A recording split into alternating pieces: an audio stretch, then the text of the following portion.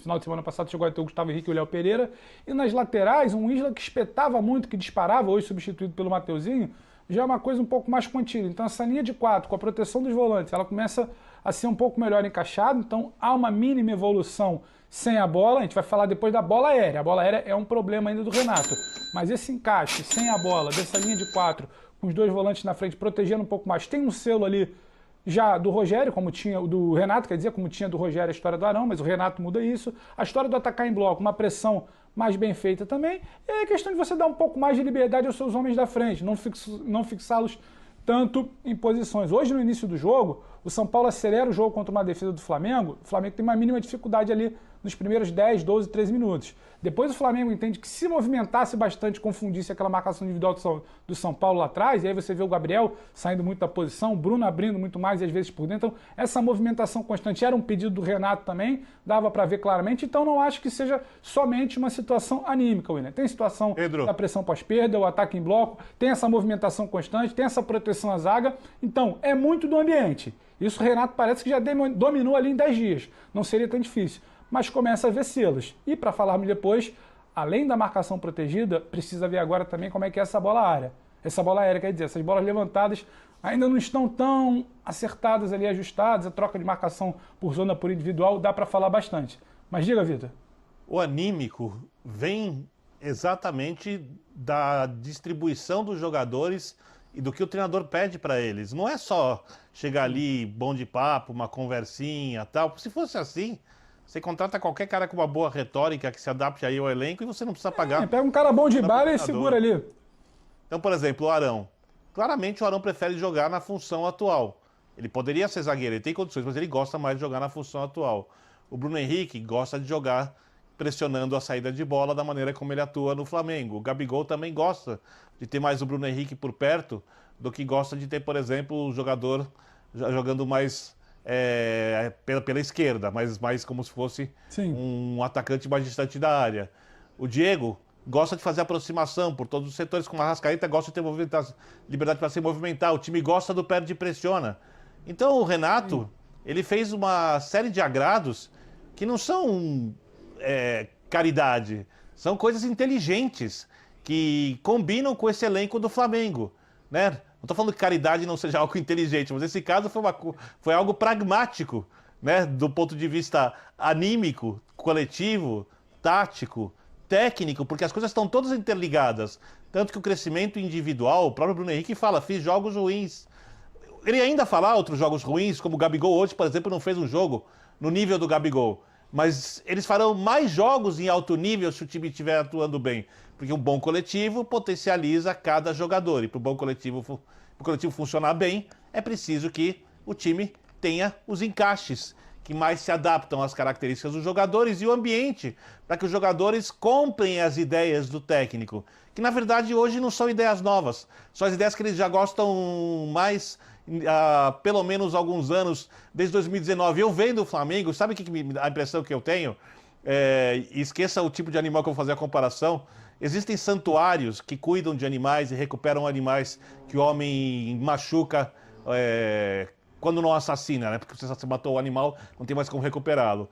Se você pegar a cena de uma tartaruga marinha, depois de se recuperar de uma lesão, sendo colocada na areia e indo para o mar, a felicidade do bicho é mais ou menos o Flamengo.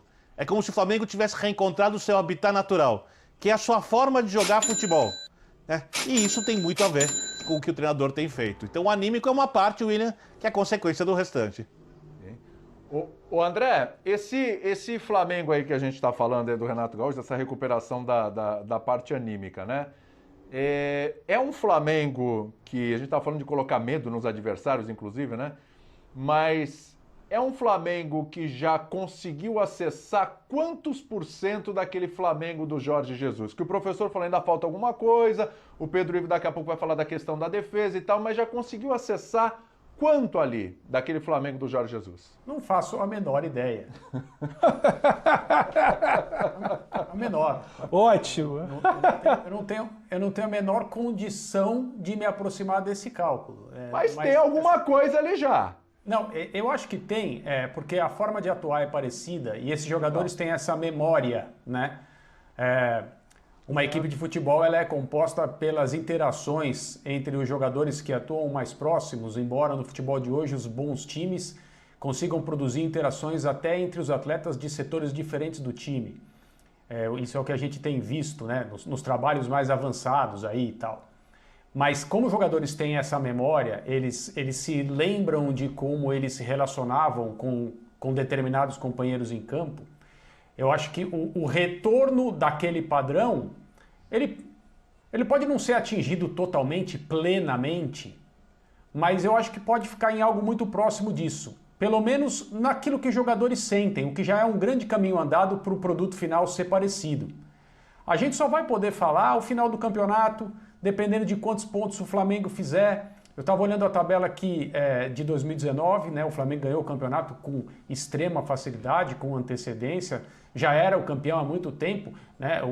Quando o segundo turno aí caminhava para o final, transformou essa, entre aspas, reta final do Campeonato Brasileiro daquele ano em uma procissão, até o dia que o Flamengo matematicamente fosse campeão. E talvez isso aconteça de novo, talvez não. Eu acho que a gente vai poder acompanhar. Depende do nível da concorrência? É claro que sim, esse é um campeonato que permite essas perseguições.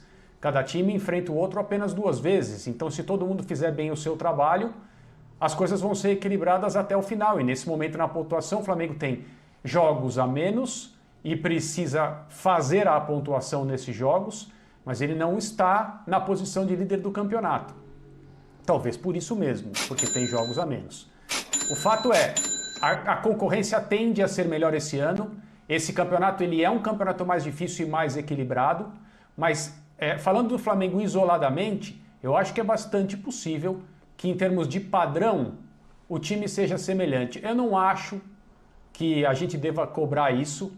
Eu brinco aqui com os jesuítas. Felizmente as pessoas têm entendido na maioria das ocasiões o que eu quero dizer quanto a isso. Eu não estou provocando ninguém, eu estou só fazendo uma brincadeira aqui com as palavras, porque também ficar exigindo, eu acho normal você se encantar com uma temporada fenomenal.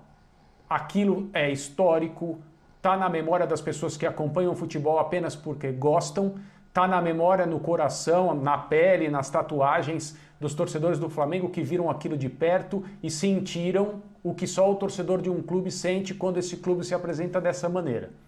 Não há nada de errado em admirar isso eternamente.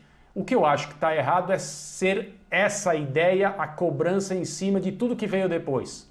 Sim. Então, nem mesmo em relação ao Renato eu acho que está certa essa cobrança. O que nós estamos vendo é uma segunda versão de um time potencialmente fantástico. Eu acho que é por aí. Eu já acho que o danado do Renato tem sorte até nisso, viu? Porque entre o Jesus e ele, houve o anteparo, o duplo anteparo de Dome e Rogério. Eu tenho certeza que nessa noite, na mente dos rubro-negros, está muito mais uma comparação da volta da felicidade em relação aos últimos 2 técnicos do que uma cobrança em relação ao Jesus. Essa cobrança pode até vir, acho natural que venha, mas eu acho que o torcedor nesse momento está entendendo e está se sentindo resgatado. Até porque o Renato tem, pelo menos no imaginário coletivo, tem uma tendência a ser muito mais maleável, muito mais próximo das tentativas do time de Jesus do que eram os antecessores. Os antecessores até na prática poderiam ser, mas você tinha que pensar muito o futebol de uma maneira um tanto distante do que o torcedor pensa. Eu acho que esse time do Renato já está traduzindo em miúdos uma proximidade maior da massa, ainda ausente, né? Pelo menos o Flamengo teve público no jogo anterior, mas numa situação excepcional. A gente sabe que ainda vai demorar para ter também aquela simbiose que tinha o time do Jorge Jesus, né? Porque não nos esqueçamos que era uma simbiose completa. Era Gabigol correndo para a placa, com público. Tem uma série de outras coisas daquele momento Jesus. Os companheiros já falaram da diferença de concorrência no campeonato ou nos campeonatos, né? Não nos esqueçamos que o Flamengo busca coisas maiores que foram perdidas no ano passado. Mas eu acho que até nisso o Renato foi feliz em ser o terceiro pós-Jesus. Teve gente aí que amassou barro por ele. Não amassou barro não, professor. Né? Eu não acho que amassou barro não. Eu acho que teve Amassou, gente Vitor que... Bira. Gente mais Não, exposta, né? não. Era o primeiro depois. Não, Tem uma diferença em ser o primeiro depois do Jesus e ser o terceiro, né? Não, tudo bem, só que eles fizeram coisas que os jogadores não gostaram. E de algum jeito os jogadores têm, pelo histórico do futebol mostrado em 2019, muito poder de barganha com qualquer técnico que chega no clube. Eu pelo menos vejo dessa maneira. Então, quando você muda os jogadores de função, muda posicionamento, muda a forma de atuar,